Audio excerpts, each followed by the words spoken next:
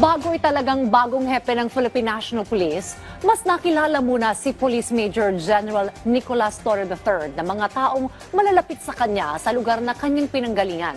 Yan ang ulat ni Regine Lanuza ng PTV Davao. Matalino. Yan ang paglalarawan kay Police Major General Nicolas Torre III ng mga nakakakilala sa kanya.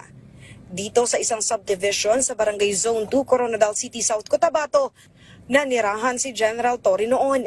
Ayon sa kapitbahay nitong si Remedios Aquino, maliit pa ang bahay nila noon pero respetado at mabuti ang kanilang pamilya. Naging barkada rin ng kanyang anak, si General Torre, kaya alam niyang talagang matalino ito. Bata pa lang ay gusto na nitong may marating sa buhay. Gumraduate itong valedictorian sa Notre Dame of Marbel. Magandang mga pamilya. Nagsisimba kong linggo. Mababait sa mga kapitbahay. Actually, nung lumipat sila sa Iloilo, yung mga gamit nila, pinahingi na lang nila sa kapitbahay dyan sa likod. Noong high school, ay sa Coronadal Comprehensive High School na ito nag-aral at naging salutatorian ng Class 1988. Isa sa classmate nito, ang incumbent 2nd District South Cotabato Board member na si Junette Ines Hurtado. Ayon sa kanya, sa likod ng seryosong si General Torre ay ang kwela at makulit na ugali nito. Noong high school pa lang ay kadalasan siyang tinutukso at kinukulit.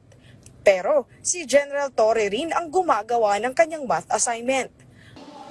Actually, siya yung sobrang talino na hindi yung mapili. Ibig sabihin like kung gusto niyang turuan ka, humingi ka ng hindi yung katulad na iba na, ay, di pwede mangopya kasi dapat ako lang yung matalino.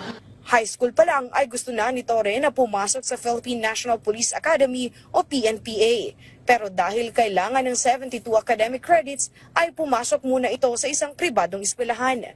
Nagtapos ito ng top sa PNPA Tagapaglunsad Class of 1993 at doon na nagsimula ang kanyang karera bilang pulis. Na-assign ito sa iba't ibang lugar sa Luzon, Visayas at Mindanao. Hanggang noong June 2024, na-assign ito sa Davao Region. At dito na ito naging kontrobersyal nang inaresto nito si Kingdom of Jesus Christ Pastor Apollo Kibuloy. Mas naging kontrobersyal pa ito nang maging head ng Criminal Investigation and Detection Group o CIDG noong September 2024 at inaresto si dating Pangulong Rodrigo Duterte.